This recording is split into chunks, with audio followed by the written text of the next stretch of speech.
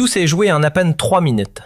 Un court instant, mais suffisant pour transformer durablement la manière dont la planète entière regarde la France et les États-Unis. Quelques secondes plus tôt, Donald Trump venait de conclure une charge particulièrement virulente contre Sébastien Lecornu devant les dirigeants rassemblés au sommet du G20. Convaincu d'avoir ridiculisé le jeune chef du gouvernement français, il fixait son adversaire avec ce rictus triomphant devenu sa marque de fabrique. Autour de lui, ses conseillers affichaient déjà des sourires satisfaits. Ils étaient persuadés que le Français allait soit présenter des excuses, soit rester silencieux comme tant d'autres responsables européens auparavant. À leurs yeux, Washington venait de remporter un point facile face à une Europe supposée vacillante. Pourtant, la suite allait prendre tout le monde de court et inscrire ce moment dans l'histoire de la diplomatie contemporaine. Lecornu se leva calmement, avec cette prestance typiquement française qui tranchait radicalement avec la rudesse de l'attaque américaine. Il soutait le regard de Trump sans la moindre hésitation, sans le moindre frémissement, puis prononça quelques phrases qui firent basculer l'atmosphère de la salle et déclenchèrent l'une des humiliations diplomatiques les plus spectaculaires de l'époque moderne. Ce n'était ni une réplique improvisée, ni une défense maladroite. Encore moins une tentative désespérée de riposte. C'était autre chose. Un moment d'autorité et de clarté. À cet instant précis, la France rappela au monde qu'elle ne se laisse intimider par personne, pas même par le locataire de la Maison-Blanche. En seulement 3 minutes, un dirigeant de 39 ans réussit ce que des décennies d'efforts diplomatiques européens n'avaient jamais vraiment accompli. Réduire Donald Trump au silence et redonner à la parole française le respect qu'elle mérite sur la scène internationale, voilà ce qui s'est joué ce jour-là. Mais pour mesurer la portée de cet instant lors du G20 de Rio de Janeiro, il faut remonter quelques semaines en arrière, à une période où la France semblait vaciller dangereusement. À ce moment-là, Trump pensait avoir trouvé l'occasion parfaite d'exploiter cette fragilité apparente afin d'humilier, devant la planète entière, non seulement Paris, mais aussi toute l'Europe. À l'automne 2000, le pays était en pleine agitation. Les manifestations paralysaient la capitale et s'étendaient aux grandes métropoles. Lyon, Marseille, Toulouse, Bordeaux, partout, les rues étaient remplies de foules réclamant des transformations profondes. Les grèves frappaient les secteurs essentiels, l'économie montrait des signes inquiétants de faiblesse. Les trains ne circulaient presque plus, les hôpitaux tournaient au ralenti et certaines écoles fermaient leurs portes. Chaque jour, la Bourse de Paris reculait, le CAC 40 perdait du terrain. Les investisseurs étrangers devenaient nerveux et prenaient leur distance, tandis que la dette publique gonflait sous le poids des mesures d'urgence. Au cœur de cette tempête, la chute spectaculaire du gouvernement Bayrou avait encore aggravé l'instabilité politique. François Bayrou, figure expérimentée de la vie publique française, avait été renversé par une motion de censure sans précédent, unissant pour la première fois l'extrême gauche et l'extrême droite dans une alliance improbable. Les images de sa dernière intervention à l'Assemblée nationale, la voix brisée, les yeux embués, avaient circulé dans le monde entier, renforçant l'impression d'un pays au bord du gouffre. C'est précisément dans ce climat chaotique qu'Emmanuel Macron prit une décision surprenante. Nommé Sébastien Lecornu Premier ministre à seulement 39 ans. Beaucoup furent stupéfaits par ce choix. Pour certains observateurs, c'était un pari audacieux. Pour d'autres, une tentative désespérée du président pour reprendre la main. Lecornu n'était pas l'archétype du politicien classique. Bien sûr, il avait déjà occupé des fonctions ministérielles, mais son parcours s'était surtout construit dans l'univers de l'entreprise et de la gestion concrète plutôt que dans les couloirs traditionnels du pouvoir. À ses débuts, beaucoup le cataloguaient déjà. Un simple technocrate gris, dépourvu de charisme, certainement pas l'homme capable de naviguer au milieu de la tempête politique qui secouait la France. Même la presse nationale affichait un scepticisme évident. Pour certains éditorialistes, la nomination ressemblait à la dernière carte d'Emmanuel Macron. Un pari audacieux ou peut-être désespéré. Pourtant, à peine installé à Matignon, Lecornu révéla un mélange inattendu de sang-froid, de ténacité et d'habileté stratégique qui prit de court ses critiques les plus virulents. Pendant ce temps, de l'autre côté de l'Atlantique, Donald Trump suivait la situation depuis Washington avec une curiosité grandissante, mêlée d'une satisfaction difficile à cacher. À ses yeux, l'occasion était idéale. Régler ses comptes avec ce pays qui, depuis des années, se permettait de contester ses décisions, de résister à ses pressions et même de donner des leçons de démocratie. Dans l'esprit de Trump, les affronts s'étaient accumulés. Il y avait la France de De Gaulle, celle qui avait osé tenir tête aux États-Unis, puis celle de Chirac, opposée à la guerre en Irak, et plus récemment, la France de Macron, critique de sa politique climatique. Autant de pics restés coincés dans sa mémoire. Et maintenant que la France semblait fragilisée, Trump croyait tenir sa revanche. Sur son compte personnel suivi par des centaines de millions d'abonnés, il multipliait les messages acerbes. « La France est en train de s'effondrer », écrivait-il régulièrement. « Leur nouveau premier ministre est un amateur complet. Situation très triste. Les Français méritent mieux que ce chaos. » Ces attaques circulaient sans relâche sur les réseaux, jour et nuit. Les tensions diplomatiques montaient. Convocation d'ambassadeurs, communiqués officiels, réponses indignées. Mais pour Trump, tout cela ne suffisait pas. Dans le bureau ovale, entouré de ses conseillers les plus loyaux, il préparait une scène bien plus spectaculaire pour le prochain sommet du G20. L'étincelle venait de Steve Bannon, ancien stratège revenu dans son entourage. L'idée qu'il lui suggéra était simple mais redoutable. Imagine l'effet si tu ridiculises ce jeune premier ministre français devant tous les dirigeants du monde. CNN, Fox News, la BBC, tout sera retransmis en direct. Le message sera clair. L'Amérique reste la seule puissance dominante et l'Europe incapable de gérer ses propres crises. Trump fut immédiatement séduit. Dans sa tête, le scénario était parfait. Exposer le cornu devant les caméras internationales pour prouver que Paris était affaibli, que le continent européen déclinait et que Washington demeurait la seule véritable force dirigeant le camp occidental. Il s'imaginait déjà les unes des journaux du lendemain, les débats télévisés analysant sa performance et les commentaires admiratifs saluant sa démonstration de puissance diplomatique. Ce que Donald Trump ignorait totalement, et ce que personne dans son entourage n'avait même envisagé, c'est que Sébastien Lecornu se préparait lui aussi à cette confrontation qui semblait désormais inévitable. Mais pas de la même manière. Tandis que la Maison-Blanche élaborait une mise en scène médiatique destinée à frapper les esprits, le chef du gouvernement français avançait dans la discrétion la plus totale. À Matignon, loin des caméras et des déclarations publiques, Lecornu avait constitué un cercle très restreint de collaborateurs de confiance. Dans le plus grand secret, il transforma son bureau en véritable centre stratégique. Autour de la table se trouvaient quelques-unes des figures les plus respectées de la diplomatie française. Hubert Védrine, ancien chef du Quai d'Orsay, dont l'expérience dans les arcanes internationales faisait autorité. Jean-David Lévite, ex-ambassadeur à Washington, qui connaissait mieux que quiconque les réflexes et les mécanismes du pouvoir américain. Et Sylvie Goulard, spécialiste reconnue des relations transatlantiques et fine analyste des équilibres géopolitiques. Pendant des heures, parfois des nuits entières, ce petit groupe passa au crible chaque intervention publique de Trump. Discours, interviews, déclarations improvisées, tweets, rien ne fut laissé au hasard. Ils identifièrent patiemment ses points faibles, repérèrent les incohérences de ses arguments et compilèrent les contradictions qui parsemaient ses prises de parole. L'objectif était clair. Comprendre parfaitement l'adversaire pour pouvoir, au moment venu, retourner contre lui ses propres mots. Rien n'avait été laissé au hasard. Les membres de l'équipe avaient disséqué méthodiquement chaque tweet, chaque conférence de presse et chaque interview du président américain afin de repérer la moindre fissure dans son armure rhétorique. Un soir, au cours d'une réunion tenue à huis clos, Hubert Védrine résuma la situation avec son calme habituel. « Monsieur le Premier ministre, Trump mise avant tout sur la pression et l'improvisation. Il frappe fort, brutalement, et espère que la surprise fera vaciller ses interlocuteurs. Mais il possède une faiblesse évidente. Il déteste être confronté à quelqu'un qui lui résiste avec méthode et intelligence.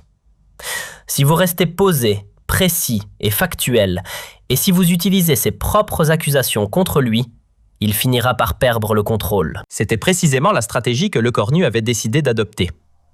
Durant plusieurs semaines, il répéta ses arguments, apprit par cœur les données clés et affina chaque réplique possible.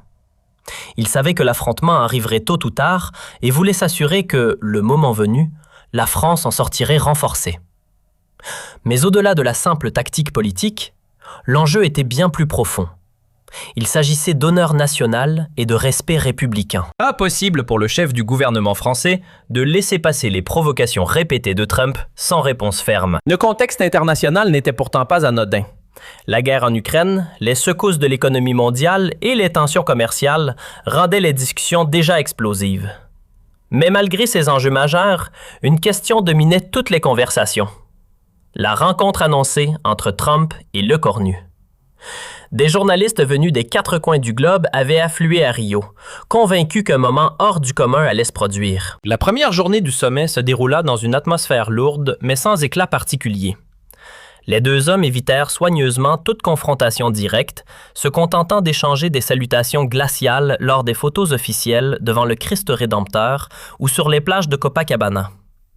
Les photographes scrutaient chaque regard, chaque geste, chaque sourire figé, espérant capturer le moindre indice de tension. Dès qu'ils se retrouvaient dans la même pièce, l'air semblait soudain chargé d'électricité. Les autres chefs d'État le percevaient immédiatement et ajustaient leur attitude. Angela Merkel, alors dans les derniers mois de sa chancellerie, observait la scène avec l'expérience tranquille de quelqu'un qui avait déjà passé 4 années à composer avec Trump. Présent officiellement au sommet mais fragilisé sur la scène intérieure par la tempête politique qui secouait la France, Emmanuel Macron observait presque en simple spectateur la tension grandissante entre son premier ministre et le président des États-Unis. Assis autour de la table, certains dirigeants regardaient la scène avec une curiosité à peine dissimulée. Xi Jinping et Vladimir Poutine, tous deux habitués aux sorties provocatrices de Trump, semblaient même s'en amuser discrètement. Une question flottait dans les esprits. L'Europe allait-elle enfin découvrir en Le Cornu un dirigeant capable de répondre fermement à Washington? Le lendemain matin, lors de la session consacrée aux enjeux de sécurité mondiale et à la défense collective, un débat largement centré sur l'OTAN et la guerre en Ukraine, Trump décida que le moment était venu d'entrer en action. Il avait choisi ce sujet avec soin. Les discussions sur l'Alliance atlantique et l'aide à Kiev constituaient, pensait-il, un angle idéal pour attaquer frontalement la position française. Dans son esprit, il suffisait de quelques remarques bien placées pour déstabiliser le jeune premier ministre devant l'ensemble des dirigeants présents. Pour Trump, le calcul était simple. Démontrer la puissance américaine tout en soulignant ce qu'il considérait comme les hésitations de l'Europe. À 14h30 exactement, dans l'immense salle de conférence de l'hôtel Windsor-Barra, ornée des couleurs du Brésil, son tour arriva selon l'ordre alphabétique habituel. Trump se leva alors avec cette assurance théâtrale qui, souvent, cachait ses propres incertitudes mais fascinait ses partisans. Comme à son habitude, il portait un costume bleu sombre impeccablement coupé, accompagné de sa célèbre cravate rouge. Sur son visage apparaissait ce sourire prédateur qu'il réservait généralement à ceux qu'il s'apprêtait à attaquer. Autour de la grande table circulaire, les autres chefs d'État du G20, 19 dirigeants ainsi que les représentants de l'Union européenne, observaient la scène avec une attention soutenue, conscient que quelque chose d'important était sur le point de se produire. Tous les dirigeants présents connaissaient le mécanisme. Trump devenait le plus redoutable lorsqu'il se croyait en position dominante et qu'il pensait avoir repéré la moindre fragilité chez son interlocuteur. Il débuta son intervention par les formules diplomatiques habituelles, évoquant la nécessité d'une solidarité occidentale face aux multiples menaces pesant sur le monde libre. Mais très vite, comme souvent lorsqu'il s'apprêtait à porter un coup, le ton changea. Les phrases devinrent plus tranchantes, les attaques plus directes, presque personnelles. Sa voix adopta ce mélange particulier de sarcasme et de spectacle qu'il utilisait dans ses rassemblements politiques pour tourner ses adversaires en dérision devant ses partisans enthousiastes.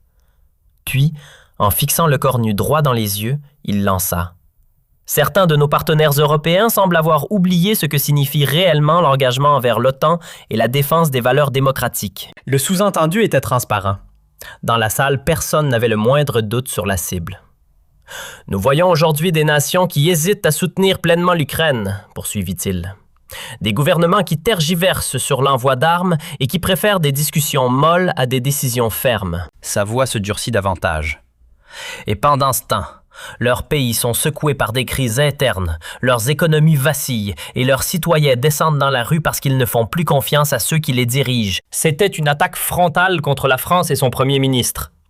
Encouragé par le silence tendu de la salle, Trump continua avec une assurance croissante.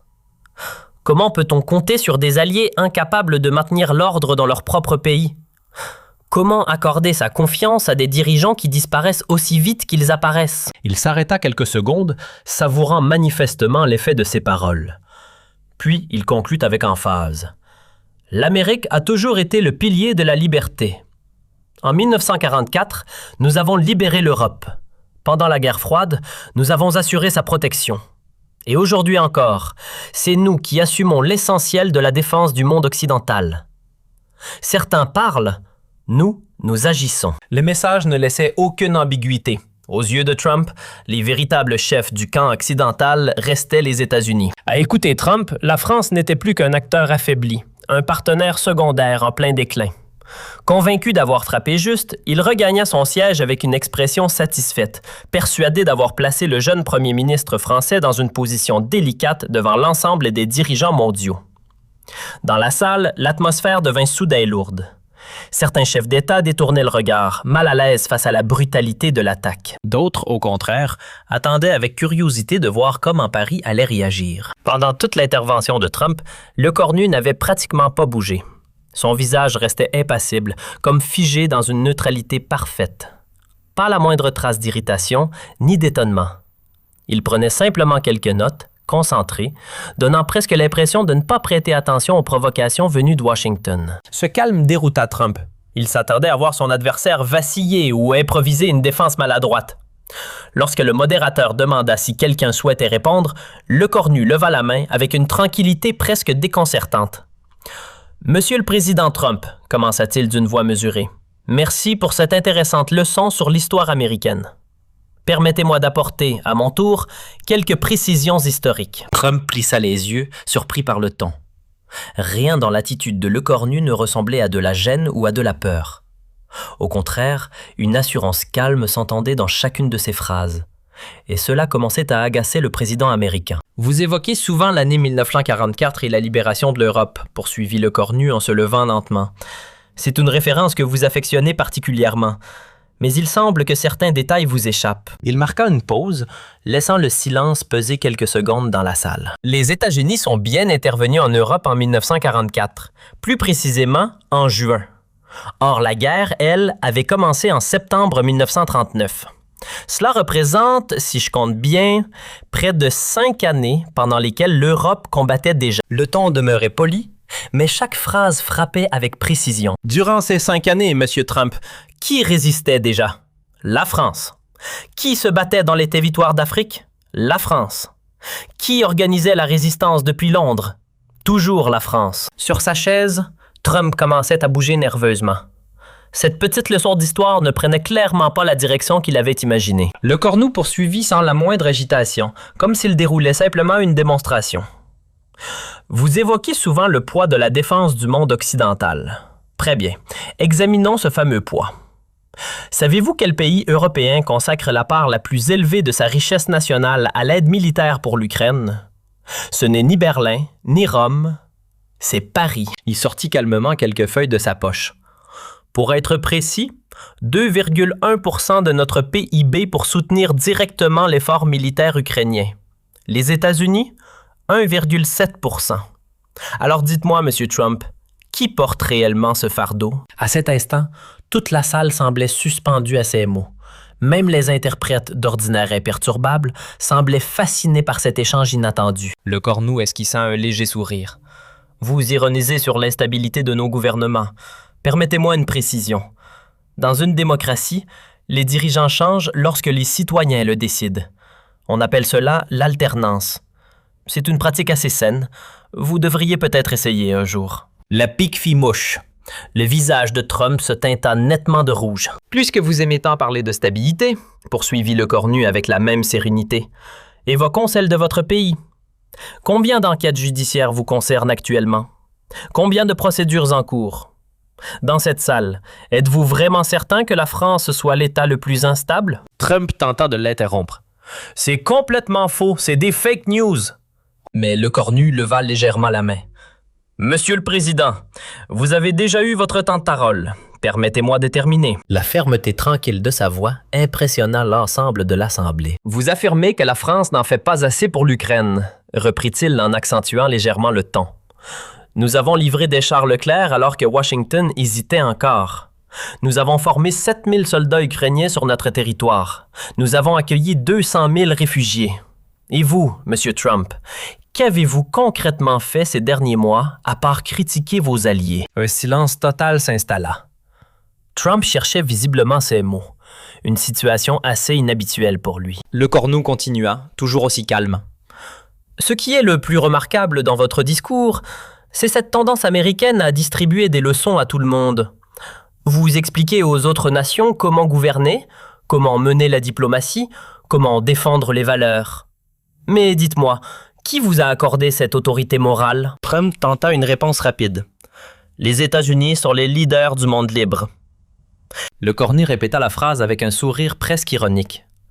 Les leaders du monde libre, ceux qui menacent de quitter l'OTAN, abandonnent leurs alliés en Afghanistan et imposent des taxes à leurs propres partenaires commerciaux.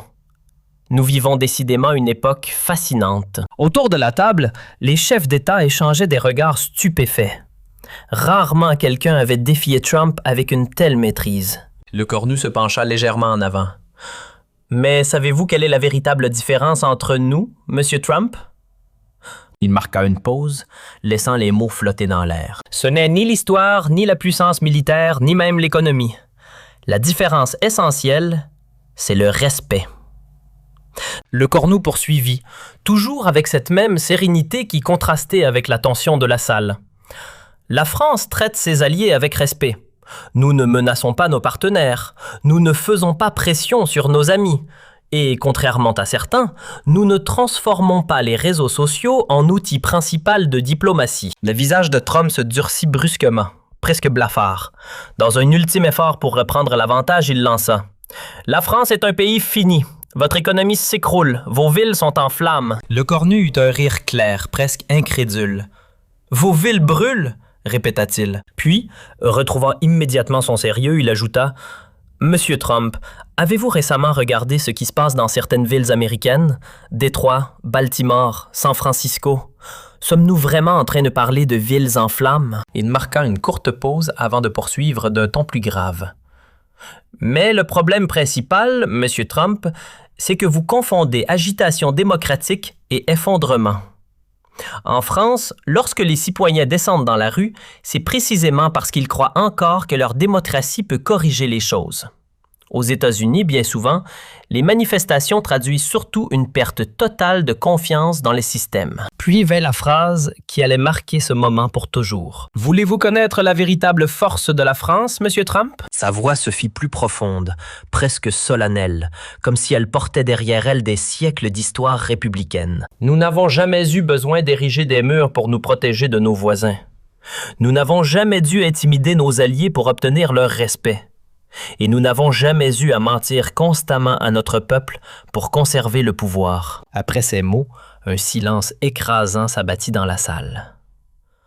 Dans l'immense auditorium, on aurait presque pu entendre un insecte voler. Les caméras de télévision captaient chaque regard, chaque respiration, chaque réaction. Trump, lui, restait figé. Pour la première fois depuis le début de sa carrière politique tumultueuse, il semblait incapable de répondre. Sa bouche s'ouvrait puis se refermait, sans qu'aucune parole cohérente n'en sorte, comme un poisson hors de l'eau. Derrière Donald Trump, ses conseillers restaient figés, presque paralysés par la scène qui se déroulait sous leurs yeux. Jamais ils n'avaient vu leur chef aussi déstabilisé, incapable de réagir. Le Cornu, lui, poursuivit avec une tranquillité presque déroutante, comme s'il décrivait une évidence. « Voilà, Monsieur Trump, la différence essentielle entre nos deux nations. La France reconnaît ses difficultés et tente de les résoudre ouvertement, dans le cadre du débat démocratique. L'Amérique que vous dirigez préfère souvent ignorer ses propres fragilités et chercher des responsables ailleurs. » Puis, sans la moindre précipitation, il reprit place. Le geste était simple, presque banal, comme s'il venait d'annoncer l'heure ou de commenter la météo. Il ajouta ensuite, d'un ton poli mais sans la moindre ironie dissimulée, « J'espère que cette brève mise au point historique et diplomatique vous aura été utile, Monsieur le Président. Nous pouvons maintenant revenir aux véritables enjeux qui concernent nos citoyens et l'avenir de notre planète. » La réaction fut immédiate. Dans cette salle où se réunissaient les dirigeants les plus puissants du monde, chacun comprit qu'il venait d'assister à un moment rare, peut-être même unique dans l'histoire récente de la diplomatie internationale. Devant eux, un chef de gouvernement de 39 ans, représentant un pays en pleine crise politique, venait de tenir tête au président des États-Unis et de lui donner une véritable leçon. Mais ce qui rendait la scène encore plus frappante, c'était la manière. Pas d'agressivité inutile, pas de cris, pas d'emportement. Juste une précision froide, une élégance maîtrisée et une intelligence stratégique qui imposaient le respect, même chez ceux qui n'étaient pas particulièrement favorables à la France. Les réactions ne tardèrent pas. Le premier à rompre le silence fut Volodymyr Zelensky. Le président ukrainien, qui avait suivi l'échange avec une attention intense, se leva lentement et se mit à applaudir. Au début, ses mains frappaient doucement, presque solennellement.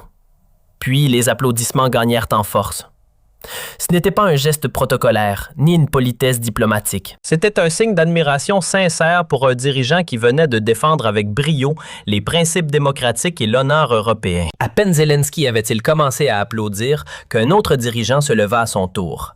Justin Trudeau. Le premier ministre canadien se joignit immédiatement à l'hommage. Quelques secondes plus tard, Angela Merkel fit de même. La chancelière allemande, pourtant souvent en désaccord avec Paris, ne pouvait qu'exprimer son admiration devant la démonstration de maîtrise diplomatique dont elle venait d'être témoin. Et soudain, tout s'emballa. En l'espace de quelques instants, les applaudissements envahirent la salle comme une vague irrésistible. Presque tous les dirigeants présents participaient à cet hommage spontané, à l'exception notable de Trump et de quelques alliés traditionnels des États-Unis. La quasi-totalité des chefs d'État applaudissaient le corps nu avec un enthousiasme évident, bien loin des gestes formels habituels de la diplomatie. Même Vladimir Poutine et Xi Jinping, rarement enclins aux démonstrations publiques d'émotion, laissèrent apparaître de discrets sourires approbateurs. Ce moment dépassait largement la simple scène politique. C'était l'instant où l'Europe retrouvait, face à l'Amérique de Trump, une voix forte et assumée. De son côté, Trump était livide de rage. Jamais on ne l'avait vu aussi visiblement humilié. Sans prononcer un mot, sans adresser un regard à qui que ce soit, il quitta la salle précipitamment, renonçant même à tenter une dernière réplique pour sauver les apparences. Derrière lui, ses conseillers les plus proches, manifestement désemparés par cette déroute diplomatique inédite, se précipitèrent dans les couloirs pour tenter de le rattraper. Ils murmuraient des excuses maladroites aux autres délégations, évoquant la fatigue du décalage horaire pour justifier son départ soudain. Mais personne n'était dupe. Le mal était fait et il était irréversible. Pour la première fois de toute sa carrière politique agitée, Donald Trump venait d'être publiquement désarçonné par un dirigeant étranger devant les caméras du monde entier et dans le cadre le plus officiel qui soit. Et l'impact fut immédiat. En quelques heures seulement, la scène fit le tour de la planète. Sur les réseaux sociaux, les réactions explosèrent littéralement. Le hashtag « Le corps nu Destroy Trump » devint numéro 1 des tendances mondiales en moins de 2 heures, pulvérisant les records de viralité sur Twitter, Facebook, Instagram et TikTok. Les images de l'échange, captées par les caméras officielles du G20 et par des dizaines de journalistes, furent visionnées et partagées des centaines de millions de fois. Sur YouTube, la vidéo complète dépassa les 500 millions de vues en une seule journée. Un record inédit pour une séquence politique. Partout dans le monde, les médias, de CNN à la BBC, de France 24 à Deutsche Welle, de NHK à Al Jazeera, parlaient d'une réplique française entrée dans l'histoire et de ce que beaucoup qualifiaient déjà d'humiliation diplomatique du siècle. Très vite, les commentateurs les plus influents de la planète, ceux qui d'ordinaire mesurent chaque mot avec une prudence presque académique, commencèrent à employer des termes inhabituels. Moment historique, tournant diplomatique, rupture dans l'équilibre des relations internationales. Mais c'est en France que l'impact fut le plus spectaculaire. Le pays traversait alors une période d'agitation sociale et politique comme il n'en avait presque plus connu depuis les événements de mai 68. Et pourtant, les 3 minutes de Le corps nu produisirent un effet presque inimaginable. Du jour au lendemain, les manifestations qui paralysaient les grandes villes cessèrent, souvent sans même attendre de négociations. Les cortèges disparurent des rues, les slogans s'éteignirent. À Paris, la surprise fut totale lorsque les responsables syndicaux annoncèrent eux-mêmes la suspension des grèves. Philippe Martinez, figure combative de la CGT et critique habituelle de tous les gouvernements, déclara face aux caméras « Nous arrêtons immédiatement tous nos mouvements sociaux. Ce que vient de faire M. Lecornu dépasse les clivages politiques. Il a rendu à la France sa dignité et sa fierté. Laurent Berger, dirigeant de la CFDT, connu pour sa modération, alla encore plus loin. Ce que nous venons de voir dépasse largement la politique intérieure. En quelques minutes, un homme de 39 ans a rappelé au monde ce que signifie être français. Et cela nous rend fiers. Pendant quelques jours, un phénomène rare se produisit. Le pays semblait soudain réconcilié avec lui-même. Qu'ils soient de droite, de gauche, jeunes ou âgés, ouvriers, étudiants ou cadres, les Français se retrouvèrent derrière leurs dirigeants. Une forme d'union sacrée, comme lors des grands moments de l'histoire nationale, semblait renaître. Dans les cafés, les bureaux, les universités ou les usines, une seule conversation dominait. Ces 3 minutes qui avaient rendu à la France une part de son prestige international. Les sondages confirmèrent l'ampleur du phénomène. En seulement 48 heures, la popularité de Lecornu atteignit 89% d'opinion favorable, un chiffre inédit sous la Ve République. Même les records historiques de Gaulle, après le putsch des généraux, ou de Jacques Chirac, lors de son opposition à la guerre en Irak, semblaient dépassés. Mais peut-être le plus frappant fut la réaction de ses adversaires politiques. Ceux qui, depuis sa nomination, n'avaient cessé de le critiquer, reconnurent publiquement une chose. Ce soir-là, Lecornu avait redonné à la France quelque chose d'essentiel, sa dignité. Mais l'effet de ces 3 minutes ne se limita pas à l'opinion publique. Il se répercuta jusque dans les rangs de l'opposition politique. Même les adversaires les plus virulents du gouvernement furent contraints de reconnaître l'impact du moment. Marine Le Pen, pourtant rarement tendre avec le pouvoir en place, déclara sur France 1 « Nous avons de profonds désaccords sur de nombreux sujets internes, mais je dois admettre que M. Lecornu a défendu l'honneur de la France face à l'arrogance américaine. C'est un moment qui mérite d'être salué. » Jean-Luc Mélenchon, figure emblématique de l'opposition, alla encore plus loin dans ses compliments. Voilà ce que signifie défendre la souveraineté nationale. Lecornu a rappelé au monde ce que doit être la voix de la France sur la scène internationale. Même Éric Zemmour, habituellement prompt à critiquer toute action gouvernementale, évoquant un instant de grandeur française. Pendant ce temps, de l'autre côté de l'Atlantique, Donald Trump digérait mal l'épisode. Incapable d'accepter la défaite et l'humiliation publique qu'il venait de subir, il tenta dès le lendemain de reprendre l'avantage par son terrain favori, les réseaux sociaux. À 5h30 du matin, heure de Washington, il déclencha une véritable tempête de messages rageurs. Lecornu est un amateur total. La France s'effondre sous sa direction. Personne ne respecte ce pays fini. Situation très triste. Les Français méritent un vrai leader, pas ce gamin incapable. L'Amérique reste le chef du monde libre. Fake news partout sur moi. Mais loin de réparer les dégâts, chaque nouveau tweet semblait aggraver encore davantage son humiliation. La réaction en ligne fut immédiate et d'une cruauté redoutable. Les internautes reprirent les phrases les plus percutantes de Lecornu pour tourner en dérision le président américain. Emmanuel Macron lui-même intervint publiquement. Monsieur Trump, lorsqu'on vient d'être remis à sa place par notre premier ministre, le silence est parfois la meilleure option. Prenez-en note. Le message du président français fut partagé plus de 15 millions de fois en quelques heures. Plus Trump s'emportait sur Twitter, plus il donnait l'image du dirigeant impulsif et incontrôlable que Lecornu avait décrit devant le monde entier. Ses conseillers en communication, alarmés par cette spirale désastreuse, essayèrent même de lui retirer son téléphone, sans succès. La colère de Trump semblait désormais impossible à contenir. Une semaine plus tard, lors d'une interview exclusive diffusée en prime time sur CNN, le journaliste Anderson Cooper demanda à Lecornu ce qu'il avait ressenti pendant cet échange devenu célèbre. Le premier ministre répondit avec ce calme souriant qui était désormais sa signature médiatique. « Vous savez, Anderson, je n'ai fait qu'énoncer des faits. Rien de plus, rien de moins. Et parfois, la vérité est difficile à entendre, mais elle reste indispensable. On ne peut pas laisser le mensonge, l'approximation ou l'arrogance définir les relations entre démocraties. » Le journaliste ne lâcha pas prise. Intrigué par l'assurance presque imperturbable de son invité, il posa la question que beaucoup se posaient. « Ne regrettez-vous pas la sévérité de vos paroles envers le président américain? » Lecornu répondit aussitôt sans la moindre hésitation. Sa voix était ferme, et cette certitude tranquille frappa les téléspectateurs du monde entier. Absolument pas. Lorsqu'un dirigeant se permet d'insulter et de rabaisser votre pays, rester silencieux serait une faute. La France mérite d'être traitée avec considération. Et si certains responsables semblent l'oublier, il est de notre devoir de le leur rappeler clairement et sans ambiguïté. C'est ce que doit faire tout représentant du peuple français. L'entretien fit un effet colossal. Diffusé sur tous les continents, il fut regardé par plus d'1 demi-milliard de personnes, un record absolu pour une interview politique internationale. En quelques jours, Lecornu devint une figure mondiale. Pour beaucoup, il incarnait désormais une Europe qui n'avait plus peur de s'affirmer face à l'Amérique de Trump et de défendre ses principes avec assurance. Très vite, l'épisode entra dans les programmes universitaires.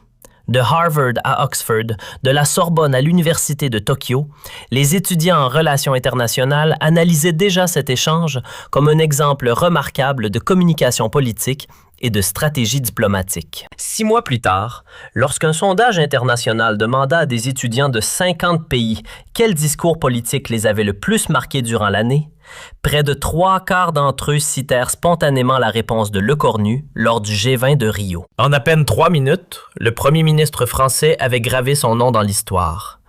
Il venait de démontrer au monde entier qu'avec de la préparation, du courage, de la précision et une parfaite maîtrise de ses dossiers, même le dirigeant le plus puissant peut être défié et parfois mis en difficulté. L'onde de choc géopolitique dépassa toutes les analyses prévues par les experts. L'Union européenne, qui traversait depuis longtemps une crise de leadership face à Washington, semblait soudain retrouver une voix forte sur la scène internationale. Angela Merkel, alors sur le point de quitter la chancellerie, déclara publiquement que cet épisode avait rendu sa fierté à toute l'Europe. Ursula von der Leyen, présidente de la Commission européenne, parla d'un moment décisif pour l'affirmation de la souveraineté européenne. Même certains dirigeants traditionnellement proches des États-Unis, comme le premier ministre britannique ou le président polonais, saluèrent publiquement le courage et la dignité dont Lecornu avait fait preuve. Cette approbation venue des 4 coins du globe ne resta pas symbolique. Elle produisit des effets diplomatiques très concrets. Dans les mois qui suivirent, la France retrouva une influence sur la scène internationale qu'elle n'avait plus exercée depuis longtemps. Les invitations officielles se multiplièrent à une vitesse impressionnante. Xi Jinping invita personnellement Lecornu à Pékin pour des discussions stratégiques au plus haut niveau. Vladimir Poutine, malgré des tensions liées au conflit en Ukraine, demanda lui aussi un entretien privé avec celui qui avait osé tenir tête à Donald Trump. Même plusieurs dirigeants africains, souvent plus proches de Washington, sollicitèrent des rencontres bilatérales avec le premier ministre français. Aujourd'hui encore, plus de 2 ans après cet épisode devenu presque légendaire, cet échange entre Lecornu et Trump est étudié dans les écoles de diplomatie du monde entier. On y voit l'exemple parfait d'un dirigeant capable de défendre son pays avec sang-froid, précision et dignité face à un adversaire disposant d'une puissance militaire et économique bien supérieure. À l'ENA, à Sciences Po, à la Kennedy School de Harvard ou encore à la London School of Economics, cette séquence est analysée en cours comme un modèle de stratégie politique et de communication internationale. Dans de nombreux manuels spécialisés, ces 3 minutes sont même devenues un chapitre à part entière, souvent résumé par un titre devenu célèbre: Comment inverser un rapport de force grâce à la seule puissance de l'intelligence et de la vérité. Lorsqu'on interroge aujourd'hui Sébastien Lecornu, désormais reconnu comme une figure majeure de la diplomatie contemporaine, sur le conseil qu'il donnerait aux jeunes responsables appelés à affronter des adversaires plus puissants, sa réponse reste toujours la même, prononcée avec une simplicité presque désarmante. Préparez-vous avec rigueur. Gardez votre calme en toutes circonstances et souvenez-vous toujours que les faits, lorsqu'ils sont solides et vérifiables, constituent l'arme diplomatique la plus redoutable. Face à l'arrogance et au mensonge, seule la vérité finit par s'imposer. Ces paroles, inspirées par l'expérience, sont aujourd'hui gravées à l'entrée de l'Institut diplomatique français et servent de guide à des générations de futurs ambassadeurs et négociateurs. Car au-delà des rivalités entre Paris et Washington, cet épisode a révélé quelque chose de plus universel sur la nature du pouvoir. La préparation et l'intelligence peuvent vaincre la force brute. L'élégance peut désarmer la brutalité. Et la vérité, même inconfortable, reste plus forte que n'importe quelle manipulation. 3 minutes seulement. Mais 3 minutes qui ont marqué durablement l'histoire des relations internationales.